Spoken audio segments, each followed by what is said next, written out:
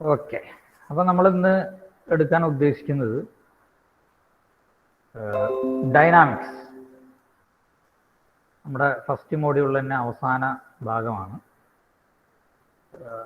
Dynamics ആണ് നമ്മൾ എടുക്കാൻ പോകുന്നത്. അപ്പോൾ dynamics is A branch of mechanics that deals with the study of force and its effect on the motion of the bodies. Dynamics എന്ന് വെച്ച് കഴിഞ്ഞാൽ A branch of mechanics that deals with the study of force and effect on the motion of bodies. എന്ന് വെച്ച് കഴിഞ്ഞാൽ dynamics ഒരു branch of മെക്കാനിക്സിൽ വരുന്നതാണ്. അപ്പം അതെന്താ പഠിക്കുന്നത്, അല്ലെങ്കിൽ നമ്മൾ എന്താണ് മനസ്സിലാക്കുന്നത്, അതിൽ നിന്ന് മനസ്സിലാക്കുന്നത് വെച്ച് കഴിഞ്ഞാൽ ഇപ്പോൾ ഒരു ഫോഴ്സ് ഉണ്ട്, ആ ഫോഴ്സ് നമ്മളൊരു ബോഡിയിൽ അപ്ലൈ ചെയ്തു. അപ്പോൾ ആ ഫോഴ്സ് കൊണ്ട് ആ ബോഡിക്ക് ഉണ്ടാകുന്ന എഫക്റ്റ്, ആ എഫക്റ്റ് കൊണ്ട് ചിലപ്പോൾ എഫക്റ്റ് എന്ന് പറഞ്ഞാൽ മോഷൻ ആയിരിക്കാം, അതല്ലെങ്കിൽ റൊട്ടേഷൻ ആയിരിക്കാം, എന്തെങ്കിലും ആവട്ടെ. അപ്പോൾ dynamics is the branch of mechanics that deals with the study of force and it's effect on the motion of bodies. That is dynamics. In dynamics, Newton's laws of motion are three laws that describes the relationship between motion of an object and the force acting on it. ഈ ഡൈനാമിക്സിലെ ഏറ്റവും പ്രധാനപ്പെട്ട കാര്യങ്ങളാണ് Newton's loss. അപ്പോൾ Newton's loss പ്രധാനമായിട്ടും involve ചെയ്യുന്നത് motion of an object and force acting on it. അതാണ് ഡൈനാമിക്സിൽ കൂടുതലായിട്ട് വരുന്നത്. അപ്പോൾ ഡൈനാമിക്സ് എന്ന് പറഞ്ഞാൽ ബ്രാഞ്ച് ഓഫ് മെക്കാനിക്സ് ആണ്. It deals with the study of force and it's effect own motion of the bodies. The major thing involved in the dynamics is Newton's laws of motion. നമുക്കിനി അത് എന്താണ് Newton's loss എന്ന് കാര്യമായിട്ട് നമുക്കൊന്ന് നോക്കാം. What is Newton's law? അപ്പം അത് പറയുന്നതിന് മുമ്പ് നമുക്ക് ജസ്റ്റ് അദ്ദേഹത്തിൻ്റെ ബാക്ക്ഗ്രൗണ്ട് ഒന്ന് അറിഞ്ഞിരിക്കുന്നത് നല്ലതാണ്. സർ ഐസക് ന്യൂട്ടൺ 1643 to 1727 വരെയാണ് English scientist. Not only a scientist, he is a great mathematician too. Calculus develop ചെയ്തത് സർ ഐസക് ന്യൂട്ടൺ ആണ്. Famous for his discovery of law of gravity, also discovered the three laws of motion. Laws of gravity അല്ലേ, Newton's laws of ഗ്രാവിറ്റിയും അദ്ദേഹത്തിൻ്റെ ആണ്. അതുപോലെ three loss of മോഷനും ആര് തന്നെയാണ്? Sir Isaac ന്യൂട്ടൻ്റെ ആണ്.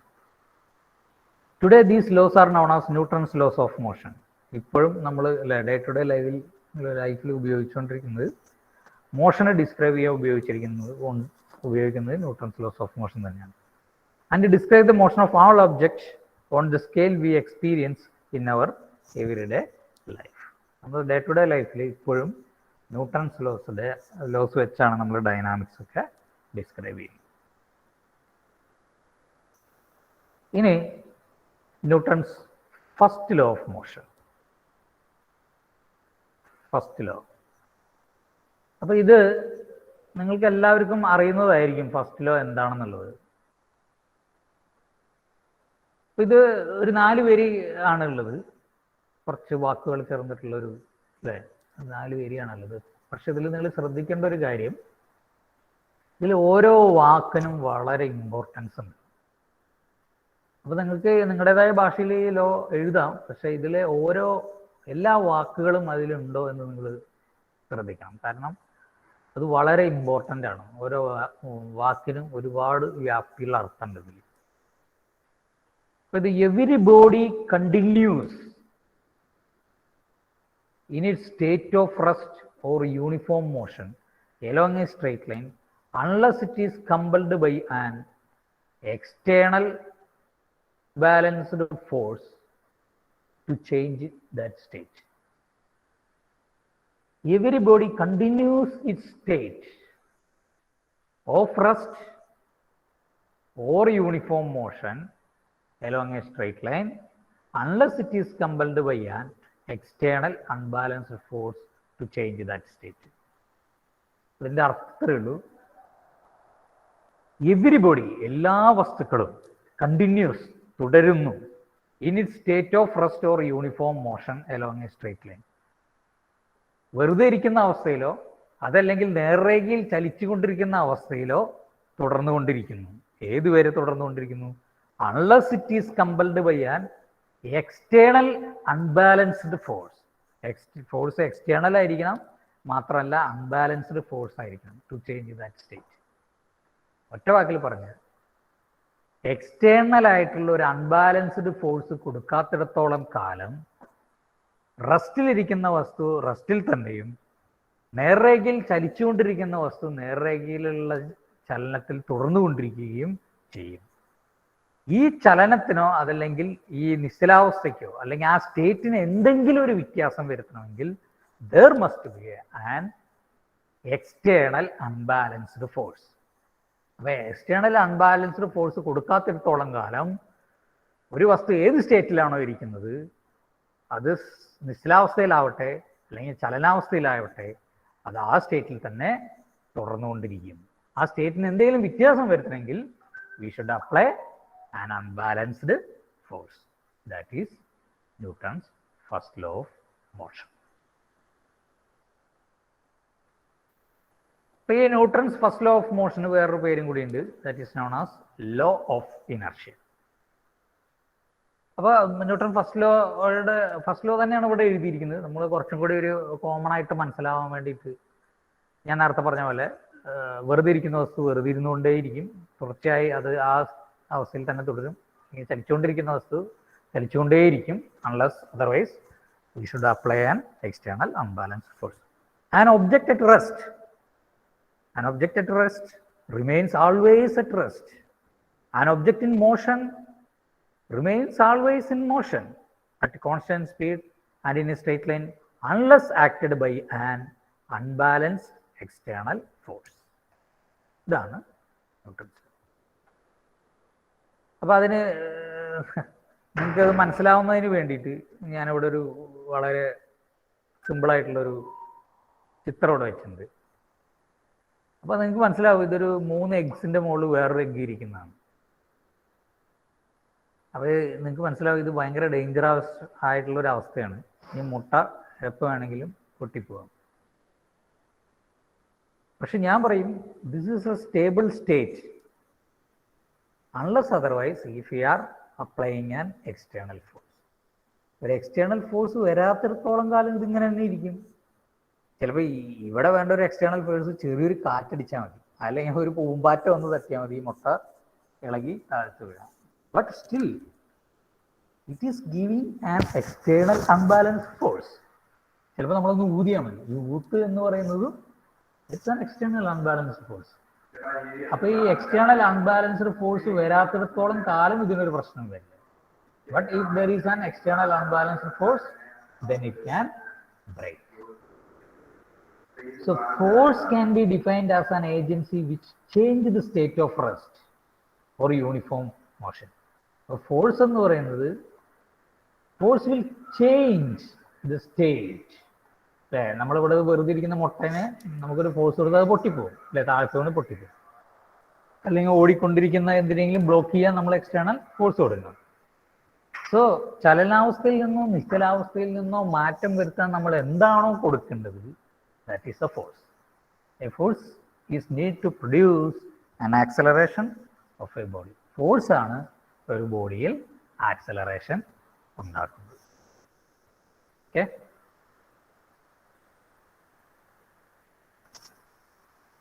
What does this mean?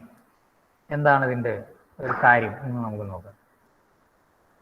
Basically, an object will keep doing what it was doing unless acted by an unbalanced force. ഏതൊരു വസ്തുവിനും ഏതവസ്ഥയിലാണോ ഇരിക്കുന്നത് അതേ അവസ്ഥയിൽ തന്നെ തുടരാനുള്ള ഒരു നാച്ചുറൽ ടെൻഡൻസി ഉണ്ട്. ഏതുവരെ? Unless acted by an unbalanced force. If the object is sitting still it will remain stationary. വെറുതെ ഇരിക്കുന്നവൻ വെറുതെ ഇരുന്നുകൊണ്ടേയിരിക്കും. If it is moving with a constant velocity it will keep moving. ചലിച്ചുകൊണ്ടിരിക്കുന്നത് ചലിച്ചുകൊണ്ടേയിരിക്കും, വെറുതെ ഇരിക്കുന്നത് വെറുതെ ഇരിക്കുന്നത് കൊണ്ടേയിരിക്കും. ഇനി if you want to change that state, it takes force to change the motion of an object. ഇതിപ്പോൾ ഇവിടെ ഒരു ഇതൊരു ബൈക്ക് യാത്രികൻ്റെ ഒരു ചിത്രമാണ്. അപ്പോൾ ഈ ബൈക്ക് യാത്രികൻ നിൽക്കണമെങ്കിൽ രണ്ട് രീതിയിൽ ആളുടെ വണ്ടി നിൽക്കും. ഒന്ന്, ആൾ ബ്രേക്ക് ചവിട്ടി നിർത്തണം. ഇപ്പോൾ ബ്രേക്കില്ലെങ്കിൽ വല്ല മതിലും ഇടിച്ച് നിർത്തണം. Means there should be an external agency or external force to change the state of the bike, state of motion of the bike.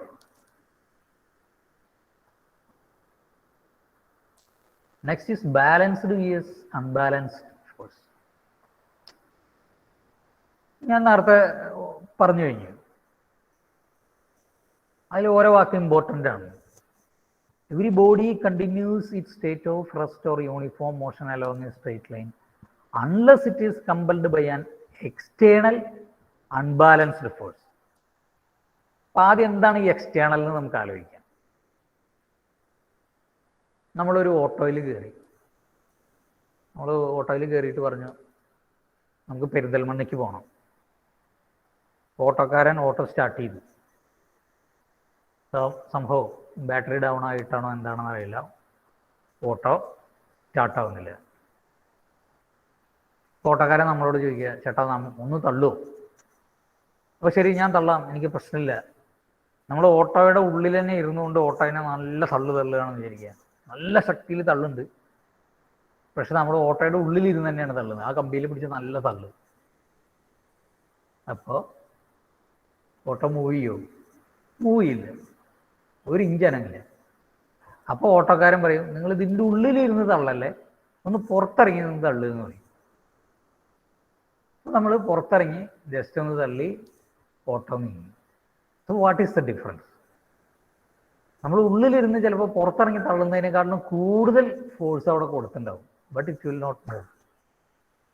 പക്ഷെ പുറത്തിറങ്ങി നമ്മൾ ജസ്റ്റ് ഒന്ന് തള്ളിയപ്പോഴേക്കും മൂവ് ചെയ്തു. എന്താണ് അതിൻ്റെ കാരണം? അതാണ് ഞാൻ പറഞ്ഞത്, ന്യൂട്ടൺസ് ലോ പറഞ്ഞത്, we should apply a force which should be external. ആൾ ഓട്ടോയുടെ ഉള്ളിൽ ഇരുന്ന് തള്ളിയത് ഫോഴ്സായിരുന്നു, but it is internal force. Internal force ഒരിക്കലും വർക്ക് ജനറേറ്റ് ചെയ്യില്ല. എന്ത് ഫോഴ്സ് മാത്രമേ ജനറേറ്റ് ചെയ്യുള്ളൂ? എക്സ്റ്റേണൽ ഫോഴ്സ് മാത്രമേ നമ്മൾ ആക്സിലറേഷൻ അതല്ലെങ്കിൽ വർക്ക് ജനറേറ്റ് ചെയ്യുള്ളൂ. അതുകൊണ്ടാണ് അദ്ദേഹം പുറത്തിറങ്ങി തള്ളിയപ്പോൾ ഓട്ടോ നീങ്ങിയത്. സോ ആ വാക്കിന് ഭയങ്കര ഇമ്പോർട്ടൻസ് ഉണ്ട്, എക്സ്റ്റേണൽ. ഇനി എന്താണ് അൺബാലൻസ്ഡ്? എക്സ്റ്റേണൽ ഇപ്പം എന്താണെന്ന് മനസ്സിലായി. ഇനി എന്താണ് അൺബാലൻസ്ഡ്? നമുക്ക് ആദ്യം ഒരു ഓട്ടോയുടെ കേസ് എടുക്കുക. അപ്പോൾ നമ്മൾ ഓട്ടോയിൽ ഒരാൾ ഇറങ്ങി പുറകിൽ നിന്ന് തള്ളുകയാണ്, അപ്പോൾ അതേ ഫോഴ്സ് ഒരാൾ ഫ്രണ്ടിൽ നിന്ന് തള്ളുകയാണ്. അപ്പോൾ അതിൻ്റെ പ്രശ്നം എന്താ? രണ്ടുപേരും ഭയങ്കര ഫോഴ്സൊക്കെ കൊടുക്കുന്നുണ്ട്, but that two forces are cancelled each other, balance ചെയ്തു. അതായത് നമ്മുടെ ഒരു ത്രാസിൽ 5 കിലോയുടെ വെയിറ്റ് ഇട്ടു, മറ്റേ ത്രാസിൽ 5 കിലോയുടെ അരി ഇട്ടു. അത് രണ്ടും കൂടി ബാലൻസ് ചെയ്യണ പോലെ ഈ രണ്ട് ഫോഴ്സും ബാലൻസ് ചെയ്തു. സോ ഇവിടെ നമ്മൾ ഫസ്റ്റ് ഫിഗറിൽ കാണിക്കുന്നതാണ് രണ്ട് കുട്ടികൾ. ഇവന്മാർ ഓപ്പോസിറ്റ് സൈഡിൽ ഇരുന്നിട്ടാണ് ബലം പിടിക്കുന്നത്. അപ്പോൾ എന്താണെന്ന് വെച്ച് കഴിഞ്ഞാൽ അത് ബാലൻസ് ചെയ്ത് പോയി. അപ്പോൾ അവിടെ ഒരു എഫക്റ്റ് ഉണ്ടാവില്ല. പക്ഷെ ഇവിടെ രണ്ടാമത്തെ പിക്ചർ നോക്കൂ, രണ്ട് കുട്ടികളും കൂടി ഒരേ സൈഡിൽ നിന്ന് വന്ന് ഫോഴ്സ് അപ്ലൈ ചെയ്തു, അത് മൂവ് ചെയ്തത്. നമ്മൾ വെക്ടേഴ്സിൽ പഠിച്ചതാണ്, addition of vectors, parallel and anti parallel vectors. അത് തന്നെയാണ് ഇവിടെ. So these unbalanced force cause the acceleration. So if you need an acceleration, the force should be external and unbalanced. Next is inertia. What is inertia? അപ്പോൾ ഞാൻ പറഞ്ഞു, ഏതൊരു വസ്തുവിനും അതിൻ്റെ അതേ അവസ്ഥയിൽ തന്നെ തുടരാനുള്ള ഒരു നാച്ചുറൽ ടെൻഡൻസി ഉണ്ടാവും. ദാറ്റ് നാച്ചുറൽ ടെൻഡൻസിനെയാണ് നമ്മൾ ഇനർഷ്യ എന്ന് പറയുന്നത്. നമ്മൾ പറയുകയാണെങ്കിൽ the natural tendency of a body to remains in state of rest or uniform motion along a straight line, that is known as inertia. നിശ്ചലാവസ്ഥയിലിരിക്കുന്ന ഒരു വസ്തുവിന് നിശ്ചലാവസ്ഥയിൽ തന്നെ തുടരാനും നേർരേഖയിൽ ചലിച്ചുകൊണ്ടിരിക്കുന്ന ഒരു വസ്തുവിന് ചലനാവസ്ഥയിൽ തുടരാനുള്ള ഒരു നാച്ചുറൽ ടെൻഡൻസി ഉണ്ട്. ആ ടെൻഡൻസിനെയാണ് നമ്മൾ ഇനർഷ്യ അല്ലെങ്കിൽ മലയാളത്തിൽ ജഡത്വം എന്ന് പറയുന്നത്.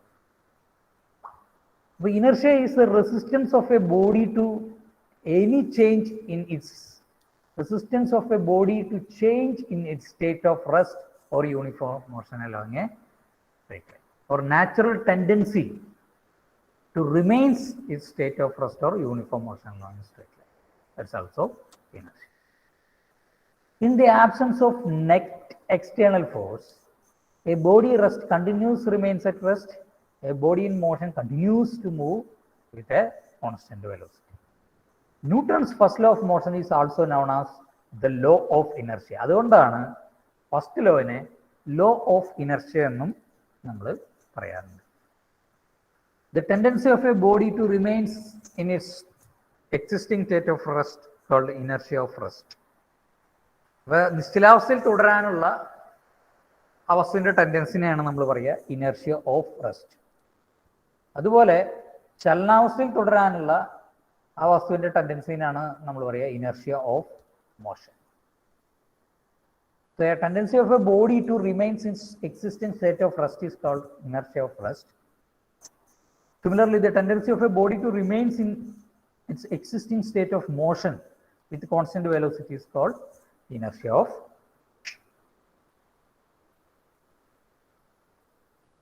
Next, few examples of Newton's first law of motion.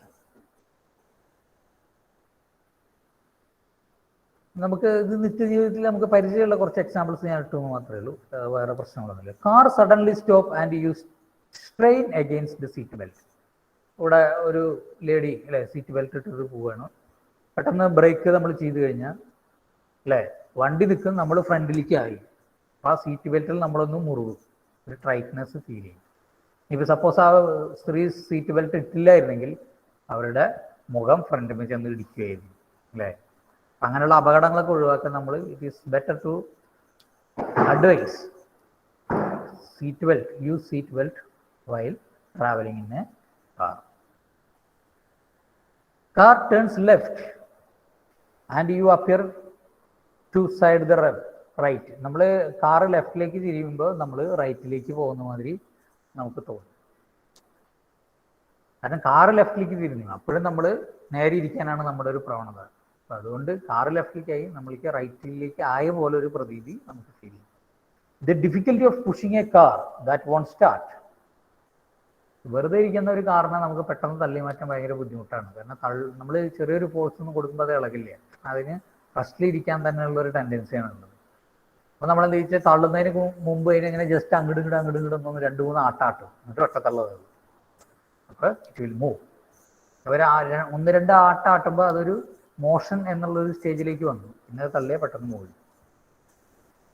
It is obviously more difficult to change the motion of large alamara than the basketball. നമ്മളൊരു അലമാര മാറ്റിയാണ്, അതുപോലെ ഒരു ബാസ്കറ്റ് ബോൾ തട്ടി നിൽക്കുകയാണ്. അത് ഏതാണ് ബുദ്ധിമുട്ട്? ഷുവറായിട്ടും അലമാര മാറ്റുന്നതായിരിക്കും. കാരണം അതിൻ്റെ വെയിറ്റ് കൂടുമ്പോൾ അതിൻ്റെ ഇനർഷ്യയും കൂടും. ഒരു അലമാര ഒരു ബാസ്കറ്റ് ബോൾ തട്ടി മാറ്റുന്ന ഒരു രീതിയിൽ നമുക്കൊരു അലമാരയുടെ പ്ലേസ് ചേഞ്ച് ചെയ്യാൻ പറ്റില്ല. It will be very difficult. And a few more real life examples of inertia.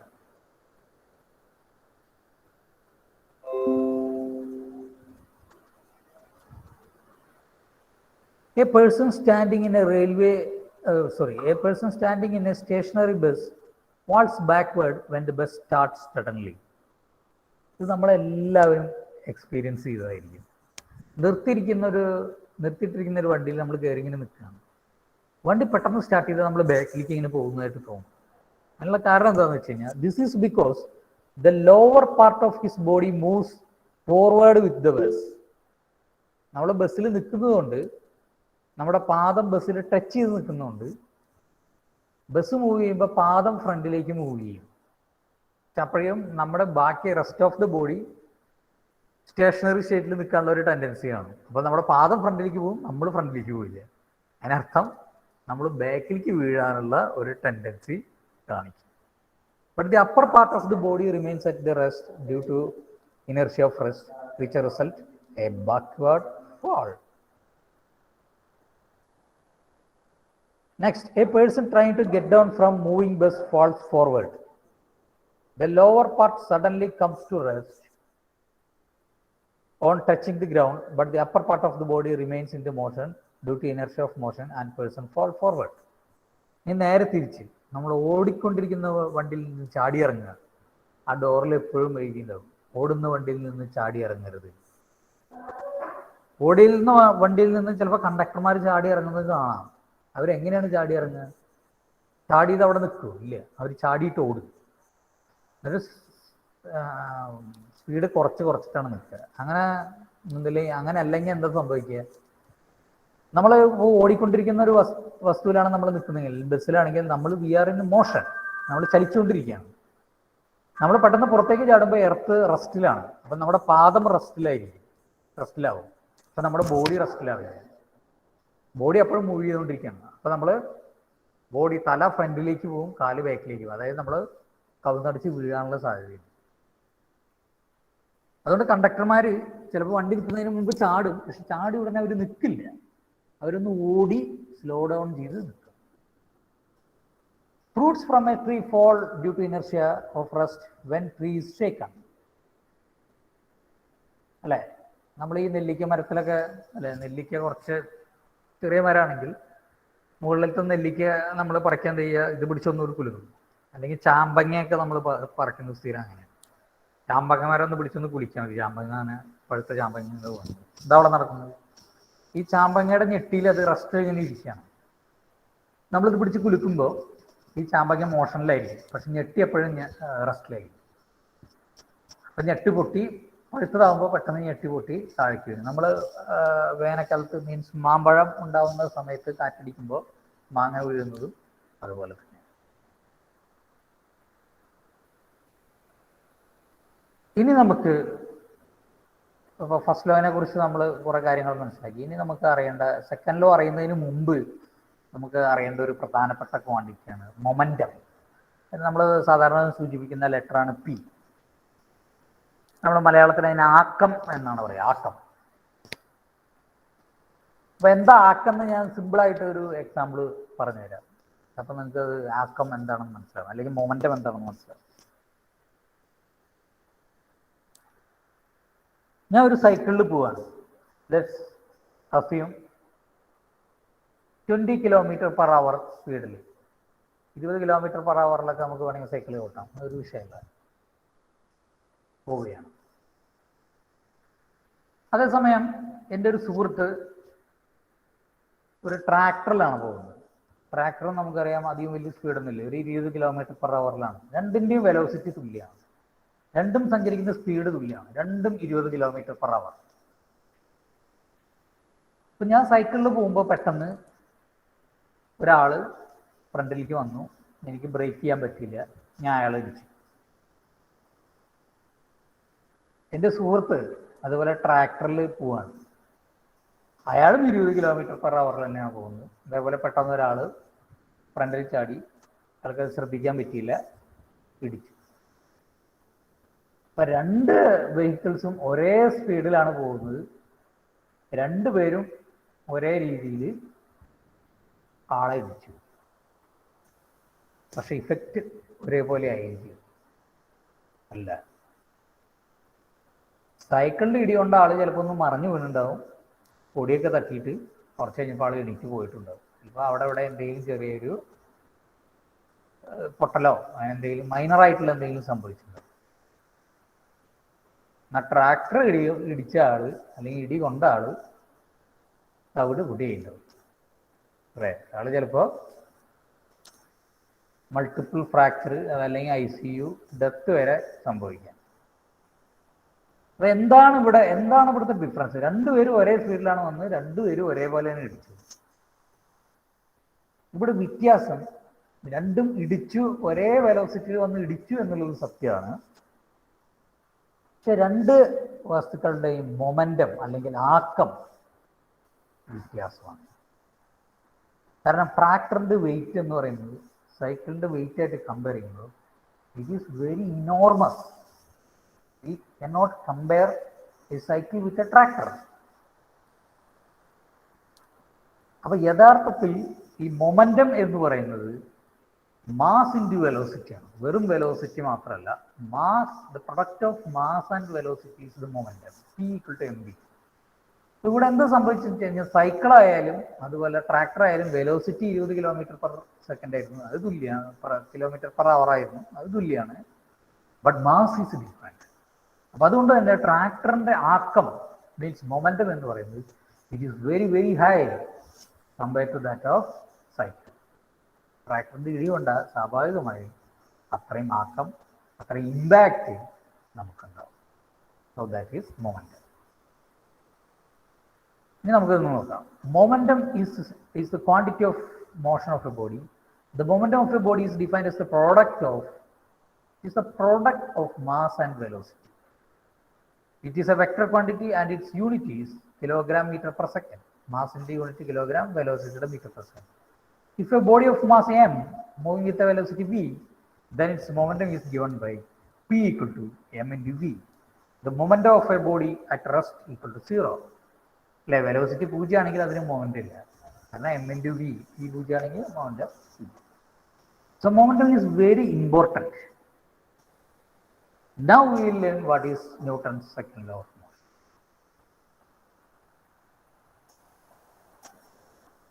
ഇനി നമുക്ക് വീണ്ടും പഴയ എക്സാമ്പിൾസ് തന്നെ ചിന്തിക്കാം. ഇടിക്കുമ്പോൾ ഒന്നിന് മൊമെന്റം കൂടുതലാണ്, ഒന്നിന് മൊമെന്റം കുറവാണ്. ഇനി ഇടിക്കുമ്പോൾ എന്താണ് സംഭവിക്കുക? ട്രാക്ടറിന്റെ കേസിൽ വലിയൊരു മൊമെന്റമാണ് എവിടേക്ക് ട്രാൻസ്ഫർ ചെയ്ത് ഇടികൊണ്ട ആളില്ല. അപ്പോൾ ആ മൊമെന്റത്തിന് കറസ്പോണ്ടിങ് ആയിട്ടുള്ള ഫോഴ്സ് എന്ന് പറയുന്നത് വളരെ കൂടുതലായി. Means that momentum is proportional to the force. പക്ഷേ ഈ ചെറിയ സൈക്കിൾ വന്നിടിക്കുമ്പോഴും മൊമെന്റം ഈ ഇടി കൊണ്ട് ആൾക്ക് ട്രാൻസ്ഫർ ചെയ്യുന്നുണ്ട്. But that momentum is less. So compared to that momentum, a small force is transferred to the second body. അപ്പോൾ നമുക്ക് ചുരുക്കി പറഞ്ഞാൽ മനസ്സിലാവും, ഈ മൊമെന്റത്തിന് പ്രൊപ്പോർഷനാണ് ഫോഴ്സ്. മറ്റേയാൾ തവിട് പിടിയാനുള്ള കാരണം അയാൾക്ക് കൂടുതൽ ഫോഴ്സ് അയാളെ വന്നിടിച്ചു, ഫോഴ്സിൽ അയാൾ വന്നിടിച്ചു. രണ്ടാമത്തെ കേസിൽ വലിയ കാര്യമായിട്ട് വരാത്തതിൻ്റെ കാരണം അയാളുടെ ഫോഴ്സ്, അയാൾക്ക് കിട്ടിയ ഫോഴ്സ് അല്ലെങ്കിൽ വന്നിടിച്ച ഫോഴ്സ് കുറവായിരുന്നു. ഫോഴ്സ് കുറയാനുള്ള കാരണം അതിൻ്റെ മൊമെന്റം കുറവാണ്. മറ്റോടത്ത് ഫോഴ്സ് കൂടാനുള്ള കാരണം അവിടെ മൊമെന്റം കൂടുതലാണ്. So force is proportional to momentum or change in momentum. എത്ര പെട്ടെന്ന് മൊമെന്റത്തിന് ചേഞ്ച് സംഭവിക്കുന്നോ അത്രയും കൂടുതൽ മൊമെന്റത്തിന് ചേഞ്ച് സംഭവിക്കുന്നോ അത്രയും കൂടുതൽ ഫോഴ്സ് ഉണ്ടാവും. ഇനി ഇടി കൊണ്ട ആൾ, ചിലപ്പോൾ ട്രാക്ടർ വന്ന് ഇടിച്ച ആൾ ഇടി കൊണ്ട് തെറിച്ചു പോയിട്ടുണ്ടാവും. ഏത് ഡയറക്ഷനിലാണ് തെറിച്ചു പോയിട്ടുണ്ടാവുക? ഈ മൊമെന്റം വന്ന് ഇടിച്ച ഡയറക്ഷൻ ഏതാണോ ആ ഡയറക്ഷനിൽ തന്നെ ആയിരിക്കും തെറിച്ചു പോയിട്ടുണ്ടാവുക. മീൻസ് ആ ഡയറക്ഷനിലാണ് ഫോഴ്സ് ഉണ്ടാവുക. So the direction of force is equal to the direction of change in moment. അപ്പോൾ ന്യൂട്ടൺ സെക്കൻഡ് ലോ പറയുന്നത് ഇത്രയേ ഉള്ളൂ, force is directly proportional to rate of change of movement. ഇതാണ് ന്യൂട്ടൺ സെക്കൻഡ് ലോ പറയുന്നത്. ഇനി അത് നമുക്ക് എന്താണെന്ന് നോക്കാം. Newton second law of motion state that the rate of change of momentum of a body directly proportional to the applied force and it takes place in the direction of force. Rate of change of momentum of a body is directly proportional to the applied force and it will take place in the direction of force. അപ്പോൾ നമുക്ക് നോക്കാം, force is proportional to rate of change of momentum. അപ്പോൾ നമുക്ക് ഇവിടെ already നമുക്കറിയാം momentum എന്ന് പറയുന്നത് M into V, mass into velocity. അപ്പോൾ ഒരു വസ്തുവിന് ഇനീഷ്യൽ വെലോസിറ്റി യു ആണെങ്കിൽ അതിൻ്റെ ഇനീഷ്യൽ മൊമെന്റം എം യു എന്ന് പറയും. ഫൈനൽ മൊമെന്റം വി ആണെങ്കിൽ അതിൻ്റെ ഫൈനൽ മൊമെന്റം എം വി എന്ന് പറയും. അപ്പോൾ ചേഞ്ച് ഇൻ മൊമെന്റം എന്ന് പറഞ്ഞു കഴിഞ്ഞാൽ final momentum minus initial momentum, that is M V minus M V. അതാണ് change in momentum. So force is proportional to change in momentum mv minus mu divided by t. Rate of change of momentum ആണ്. അപ്പോൾ rate കണ്ടുപിടിക്കാൻ time കൊണ്ട് divide ചെയ്താൽ മതി. So force is proportional to mv minus mu by t. അപ്പോൾ ഇതിൽ രണ്ടിലും m common ആണ്, അത് നമ്മൾ പുറത്തേക്ക് എടുത്താൽ v minus u by t എന്ന് വരും. നമുക്കറിയാം acceleration is rate of change of velocity. ഇനി final velocity minus initial velocity by ടൈമിനാണ് നമ്മൾ ആക്സലറേഷൻ എന്ന് പറയുന്നത്. അപ്പോൾ നമുക്കിവിടെ എന്ത് എഴുതാം? M into V minus U by ടിക്ക് വരും എ എന്ന് എഴുതാം. So force is proportional to M into A. ഇനി നമ്മൾ ഈ പ്രൊപ്പോർഷണൽ സൈൻ മാറ്റാൻ നമ്മളൊരു കോൺസ്റ്റന്റ് ആഡ് ചെയ്താൽ മതി. That constant is nothing but a force constant K. അപ്പോൾ നമുക്ക് F is equal to K into M A എന്ന് നമുക്ക് എഴുതാം, where K is a constant of proportionality. But suitably defining the SI unit of force, we can take K as 1. So, നമ്മൾ K unit ആയിട്ട് എടുക്കുകയാണെങ്കിൽ നമ്മൾ generally എപ്പോഴും പറയുന്നത് newton second law F equal to ma, mass into acceleration. Force is nothing but mass times acceleration. This is Newton's second law of motion. അപ്പോൾ നമ്മളിങ്ങനെയാണ് പറയുക, Newton second law of motion എന്ന് പറഞ്ഞാൽ force equals mass time acceleration. ഇനി നമുക്കറിയാം മാസിന്റെ unit kilogram ആണ്. അപ്പോൾ നമ്മൾ 1 കിലോഗ്രാം മാസിൽ ആക്സലറേഷന്റെ unit metre per second square ആണ്. നമ്മൾ 1 കിലോഗ്രാം മാസിൽ 1 metre per second square acceleration ഉണ്ടാക്കാൻ കൊടുക്കേണ്ട ഫോഴ്സിനെയാണ് നമ്മൾ 1 ന്യൂട്ടൺ എന്ന് പറയുന്നത്. അപ്പോൾ യൂണിറ്റ് മാസിൽ യൂണിറ്റ് ആക്സിലറേഷൻ ഉണ്ടാവാൻ നമ്മൾ എത്ര ഫോഴ്സാണ് നമുക്ക് കൊടുക്കേണ്ടത്? That is known as 1 newton. 1 newton is equal to 1 kilogram into 1 metre per second square, or 1 newton equal to 1 kilogram metre per second square, or newton is equal to kilogram metre per second. അപ്പോൾ ഫോഴ്സിന്റെ SI unit kilogram metre per second square ആണെങ്കിൽ നമ്മൾ എപ്പോഴും ഉപയോഗിക്കുന്നത് newton എന്നുള്ള unit. So 1 unit of force is defined as this: force an acceleration of 1 meter square in a body of 1 kilogram. 1 kilogram മാസുള്ള ഒരു വസ്തുവിന് 1 metre per second സ്ക്വയറിൽ move ചെയ്യാൻ ആവശ്യമായിട്ടുള്ള ഫോഴ്സ് എന്താണോ, that is 1 newton. If P is the momentum of the body, the Newton's second law also can be expressed in differential form. അതായത് നിങ്ങൾ differentiation integration ഒക്കെ നിങ്ങളുടെ മാത്സ് സാർ പഠിപ്പിക്കും. അപ്പോൾ ഒരു ഇൻസ്റ്റൻറ്റേനിയസ് ടൈമിലുണ്ടാകുന്ന ഫോഴ്സിനെ നമ്മൾ റെപ്രസെൻ്റ് ചെയ്യുന്നത് differential of momentum with respect to time ആണ്. അപ്പോൾ ആ കേസിൽ നമുക്ക് F equal to d p by d t differential ഫോമിൽ എഴുതുമ്പോൾ F equal to d p by d t, or F is rate of change of momentum with respect to time. The second law implies that when force equal to 0, acceleration equal to 0. അല്ലേ, force 0 ആണെങ്കിൽ acceleration change in moment ഉണ്ടാവില്ല, അപ്പോൾ acceleration 0 ആവും. Which means body is either at rest or uniform motion. അപ്പോൾ force ഇല്ലെങ്കിൽ റെസ്റ്റിലിരിക്കുന്ന വസ്തു റെസ്റ്റിൽ തന്നെയും ചലനാവസ്ഥയിലുള്ള വസ്തു ചലനാവസ്ഥയിൽ തന്നെ തുടരും. So actually second law is an analogy of first law, means Newton's first law can be derived from the second law itself.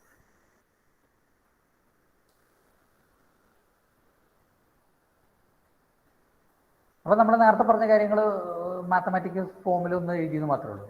നമ്മൾ നേരത്തെ പറഞ്ഞ F equal to d p by d t അല്ലേ. ഈ ഡി പി എന്ന് പറയുന്നത് M into V ആണ്. അപ്പോൾ M നമ്മൾ പുറത്തേക്ക് എടുക്കുകയാണെങ്കിൽ F equal to M into d v by d t. ഈ ഡി വി ബൈ ഡി ടിനെയാണ് നമ്മൾ റേറ്റ് ഓഫ് ചേഞ്ച് ഓഫ് വെലോസിറ്റിയാണ് നമ്മൾ ആക്സലറേഷൻ എന്ന് പറയുന്നത്. അപ്പോൾ എഫ് ഈക്വൽ ടു എം. നേരത്തെ പറഞ്ഞ തന്നെ force equal to mass into acceleration. അപ്പോൾ നിങ്ങൾ ഇതിൻ്റെ മുകളിലൊരു ചിത്രം കൊടുത്തിട്ടുണ്ടാവും. Force is proportional to acceleration അല്ലേ, അല്ലെങ്കിൽ force equal to mass into acceleration. അപ്പോൾ മാസ് ഇപ്പോൾ suppose let's assume mass is a constant. മാസിന് വ്യത്യാസമൊന്നും സംഭവിക്കില്ല എന്ന് വിചാരിക്കുക. അങ്ങനെയാണെങ്കിൽ ഫോഴ്സ് കൂടുന്തോറും ആക്സലറേഷൻ കൂടും. അവിടെ ഒരു എയറോപ്ലെയിൻ പോവുകയാണ്, അപ്പോൾ അതിൻ്റെ ടർബൈൻ കൂടുതൽ സ്പീഡിൽ തിരിയുകയാണെങ്കിൽ ഫോഴ്സ് കൂടെ കൂടും, അതിൻ്റെ velocity will means acceleration will increase.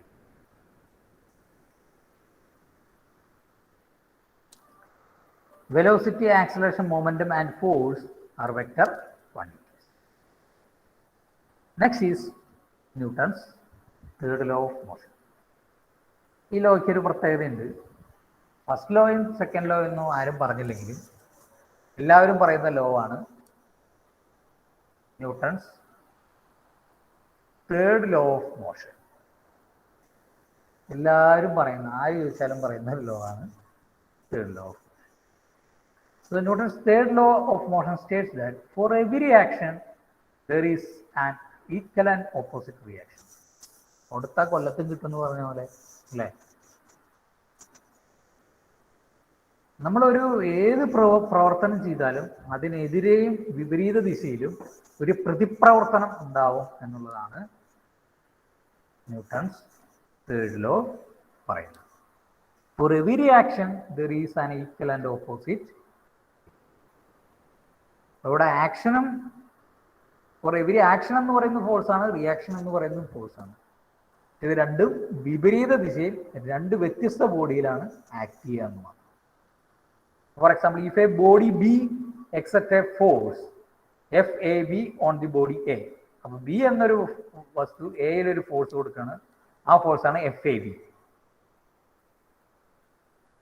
Then the body A exerts equal and opposite force FBA on the body B. അപ്പോൾ ബി എയിലേക്ക് ഒരു ഫോഴ്സ് കൊടുത്ത് FAB, അങ്ങനെയാണെങ്കിൽ എ ബിയിലേക്ക് ഒരു ഫോഴ്സ് കൊടുക്കും FBA. ഇവ രണ്ടും തുല്യമായിരിക്കും, പക്ഷേ ഓപ്പോസിറ്റ് ആയിരിക്കും. ഇവിടെ ബി എക്കാണ് കൊടുത്ത്, രണ്ടാമത്തെ കേസിൽ എ ബിക്ക് കൊടുത്തു. അപ്പോൾ ഓപ്പോസിറ്റ് ആണ്, രണ്ട് ഡിഫറെന്റ് ബോഡിയിലാണ് അത് ആക്ട് ചെയ്യുന്നത്. Newton's third law of motion describe the nature of force created as a result of mutual and simultaneous interaction between two objects. ഇത് മ്യൂച്വൽ ആണ്, ഒരെണ്ണം അങ്ങോട്ട് കൊടുത്താൽ അത് ഇങ്ങോട്ടും കൊടുത്തു. മ്യൂച്വൽ ആണ്, സിമൾട്ടേനിയസ് ഒപ്പാണ്. അതായത് ആക്ഷൻ നടക്കുന്ന അതേ സമയത്തിൽ തന്നെ റിയാക്ഷൻ നടക്കും. It is an instantaneous process, simultaneous process. There is no time lag between action and reaction. Next is main properties of action and reaction. Action and reactions are simultaneously occurring, means instantaneously occurring a pair of force acting between two objects. ഈ രണ്ട് പ്രോസസ്സും നടക്കാൻ, ആക്ഷനും റിയാക്ഷനും നമ്മൾ നടക്കാൻ there is no time lag between them. The forces always occurs in pairs. A single force does not exist. ഈ ആക്ഷനും റിയാക്ഷനും pair ആയിട്ട് വരുള്ളൂ, ആക്ഷൻ മാത്രം റിയാക്ഷൻ ഇല്ലാണ്ടിരിക്കുക, അങ്ങനെയില്ല. Force always occur in pairs and a single force doesn't exist in universe. This is an important property of force. അല്ലേ? ആക്ഷനും റിയാക്ഷനും ഒരുമിച്ചേ ഉണ്ടാവുള്ളൂ. Action and reactions are always equal in magnitude and opposite in direction. Action and reaction എന്ന് പറയുന്നത് equal in magnitude ആണ്, but opposite in direction. If one force is 10 Newton in east direction, the other force will be 10 Newton, but it will be in west direction. Opposite direction ആണ്. There is no cause-effect relation implied in third law. Both action and reaction occurs at same time, same moment. So any of the two force can be called action and other is reaction.